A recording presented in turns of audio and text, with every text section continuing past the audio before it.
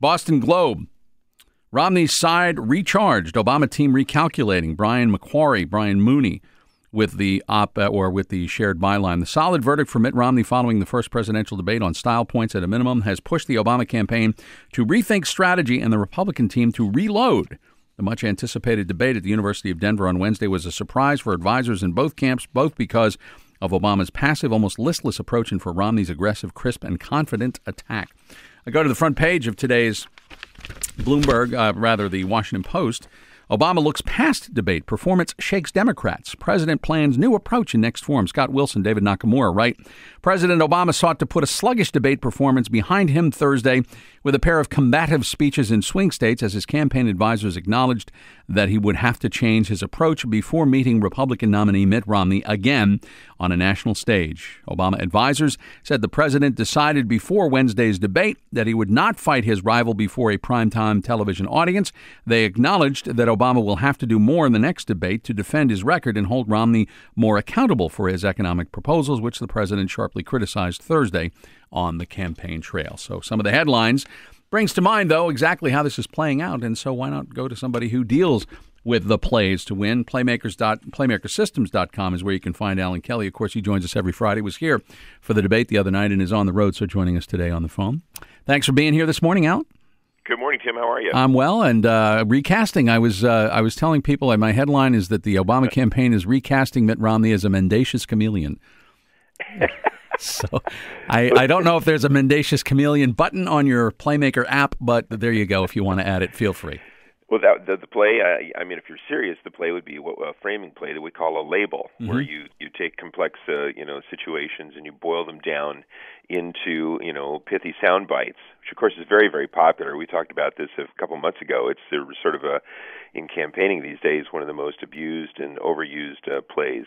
Always trying to get the bite, always trying to get something that's Twitterable, memorable, that carries.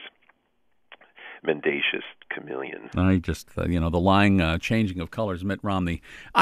Something I was thinking about yesterday as I listened to the president. I was listening to the press pool with Julie Mason. We had the president on live, and he came out all fiery, the kind of person that, frankly, a lot of his supporters wanted to hear on Wednesday night's debate. And he was taking on Mitt Romney. And I'm wondering, from the standpoint of the plays, how important the player is. And I asked that question because he kidded around about saying that the Mitt Romney that he saw during the debate was not the Mitt Romney he had come to know all of these months and even years because of his positions shifting and changing and so on. That's not a new characterization of Mitt Romney. But I wonder if the president going out and being the tough guy the day after a debate when he was not the tough guy somewhat cuts into his credibility, and therefore, the old joke, consider the source. And I wonder, how much does the player matter in the equation of the plays that are being run? Great question. Matt, again, you were sitting in front in the studio. You're sitting in front of a soundboard of sorts. It's got many, many dials and rheostats, sliders to tune and fine tune and make the show go. Well, in a way, that's what you're describing. There are influence strategies, plays that are knowable, describable, and here at the Playmaker Batcave, we think that there are 24 of them, and we can pinpoint them. But outside of that, there are always many, many variables that can be tuned, and the player, him or herself, really is one or many of those. So.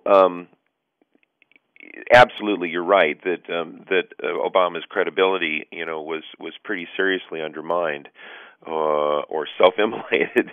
He did it to himself in many respects. I think some people are thinking. I prefer to, but he's got a recovery job to do. Now, I didn't see him coming out challenging so much as I think we sort of saw that funny sort of avuncular character that he often plays. He's got these 4 or 5 roles. He's the preacher, he's the father, he's the professor, which he was on the night of the debates. He's sometimes the athletic, the jock, and sometimes he's this avuncular sort of celebrity. Well, that's who he changed into on the next day. He came out and he said, what was that? Right. What Mitt was that showed up? And that was signature Obama. He was running his favored preempt play, where he attempts to take an issue and flip it to his advantage. But I didn't see so much that he was on the defensive, and I thought that he did it in a way that didn't actually call his credibility into question, not too much. Right. And it wasn't so much the defense. I guess what I was asking maybe was the equivalent of saying, look, if the play is a 40-yard pass, you got to have somebody who's got the arm to throw it is number one. And number two, in this case, maybe the president's throwing arm was injured, if I can just sort of beat this sports metaphor to death, if you will. But the idea is, again, if he's the tough guy the day after, why wasn't he the tough guy the night before? As I would think it's like, well, you're talking really tough now, but what about last night? Tim, I've been in this business for 25 years, and I have no idea what you're talking about. Okay. Thank you, Mr. Romney. That was the. I'm assuming you're borrowing, unless you're truly confused and befuddled, which is not unusual for people who listen to me. But I guess you were fired. You were channeling Mitt Romney from the other night when he was saying that. But really, I mean, we see the president was talking about Mitt Romney, and it's sort of like, well, you're not the guy that was there last night. What happened? Why didn't you show this kind of fieriness? But aside from that, it makes one wonder, and I guess he's going to have to even really up the ante the next time they meet to be more combative. To answer your question, Obama was not himself. Maybe he was himself, but I think we learned, and Romney learned, a really important thing that he's going to take advantage of, and that is that Obama doesn't like to play by himself. He doesn't like to play without Axelrod. He doesn't like to play without the teleprompter.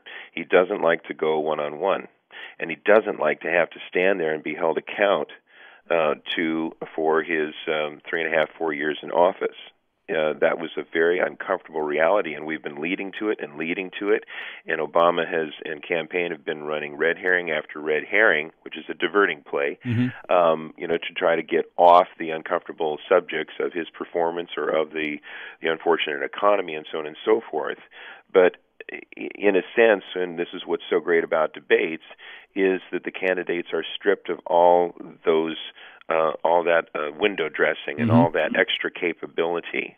And what we're seeing here is a president who is not comfortable playing by himself. I think in the town hall he's going to have a few more of those accoutrements, and he can use it more to his effect. But to me, that's one of the reasons why he did so poorly the other night. Alan Kelly with us, Playmakersystems.com. I want to ask you, what is this play? This is the president on the campaign trail yesterday, again, when he was sort of calling out Mitt Romney. Governor Romney may dance around his positions, but if you want to be president, you owe the American people the truth. He was talking about dancing. He was talking about the two-step. He was using the dance moves as his sort of a metaphor. Is that just a call-out? Yeah, I think so. It feels like a combination of strategies where he's challenging, but he's also baiting. A challenge is to say, we can do this, we can do better, let's go climb the mountain together, all of us.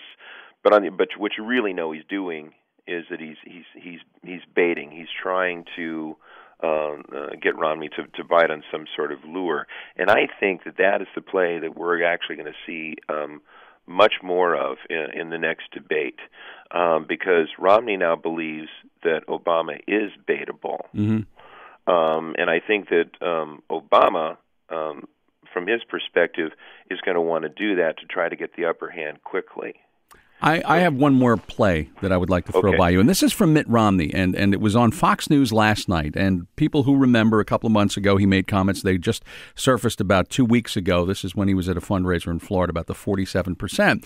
And what happened is during the debate it never came up. Last night Sean Hannity asked him, well, if it had come up, how would you have responded? Here's what Mitt Romney said last night. Clearly in a campaign with hundreds, if not thousands of speeches and question and answer sessions, now and then you're going to say something that doesn't come out right. In this case, I said something that's just completely wrong. He said, it's just completely wrong. What's the play? What's Romney's play now? He said what I said was just completely wrong. He's gone back and apologized, in essence. He didn't say I'm sorry, but he said what I said that day in that tape was completely wrong. He ran a play that is the name we use for it, and this may sound nutty. It draws from parliamentary debate, and the name for the strategy is called a disco.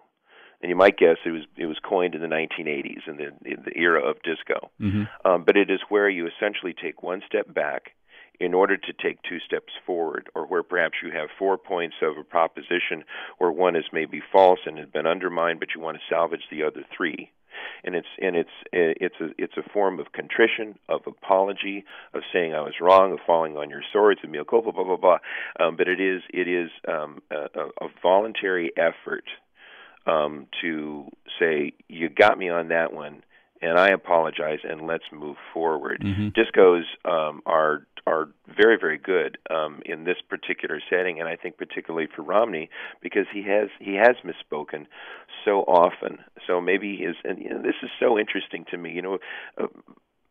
Romney has seemed to have had a very, very narrow strategy signature as we've gone on, but 2 nights ago, and with bites that you just ran right there, we're maybe showing, the late, but the definite development of a strategist, of a playmaker, if I can use my own term, in Mitt Romney. Well, what you've done also is given us the indelible image of Mitt Romney somehow with disco and puka beads and Nehru jackets and Studio 54 and illuminated balls and dancing, and all that stuff that goes along with discos. But PlaymakerSystems.com is the place to go, and of course Alan writes about it and joins us each week. And once again, it's at Playmaker Alan for the tweets, correct? At Playmaker Alan, you betcha. And you can read my blog at Playmaker Systems as well. And we hope you'll give us a shout. We're always looking for feedback on how people see this system and how they use it themselves. Safe travels. We will talk next week, and we'll be talking the day after the vice presidential debate. So we may have a few plays to chat about. It'll be fun. That'll be candy. All right. Thanks, Alan. Bye-bye now.